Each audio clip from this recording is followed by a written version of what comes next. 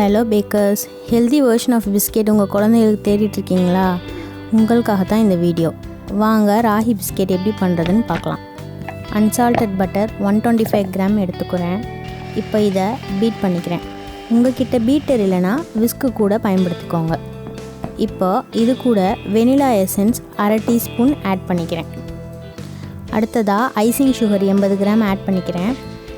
இப்போ icing sugar நல்லா mix பண்ணிக்கலாம். ஐசிங் சுகர் நல்லா கரையணும். ஸ்மூத்தான கன்சிஸ்டன்சி வர வரைக்கும் நல்லா மிக்ஸ் பண்ணிக்கோங்க. இப்போது ராகி ஃப்ளார் 100 கிராம் எடுத்துக்கிறேன். இது கூட கோதுமை மாவு 100 கிராம் சேர்த்துக்கலாம். வீட் ஃப்ளார் சேர்த்தா டேஸ்ட்டும் கிடைக்கும், கன்சிஸ்டன்சி நம்மளுக்கு கொஞ்சம் நல்லாயிருக்கும்.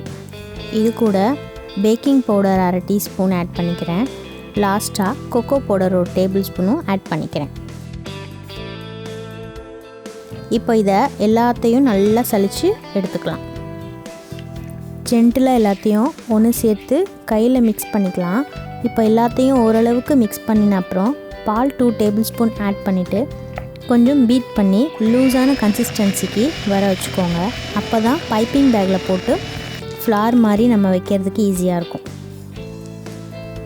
இப்போ இதை பைப்பிங் பேக்கில் போட்டு உங்களுக்கு என்ன டிசைன் வேணுமோ அந்த டிசைன் வச்சுக்கலாம். நான் ஸ்டார் நாசல் யூஸ் பண்ணி ஃப்ளார் மாதிரி டிசைன் வச்சுக்கிறேன்.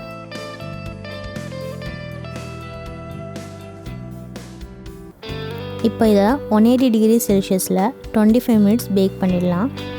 இப்போ நம்மளோட ஹெல்தியான ராகி பிஸ்கெட் ரெடி. பாருங்கள் எவ்வளோ அழகாக கிறிஸ்பியாக வந்திருக்குன்னு.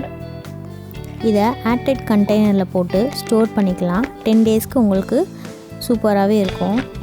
கிட்ஸுக்கு பெஸ்ட்டான ஒரு ஸ்நாக் ஆப்ஷனுங்க. கண்டிப்பாக ட்ரை பண்ணி பாருங்கள். இந்த வீடியோ பிடிச்சிருந்தா நம்ம சேனலை லைக் பண்ணுங்கள், ஷேர் பண்ணுங்கள், சப்ஸ்கிரைப் பண்ணுங்கள். இன்னொரு ரெசிபியோடு வரேன். Bye bakers.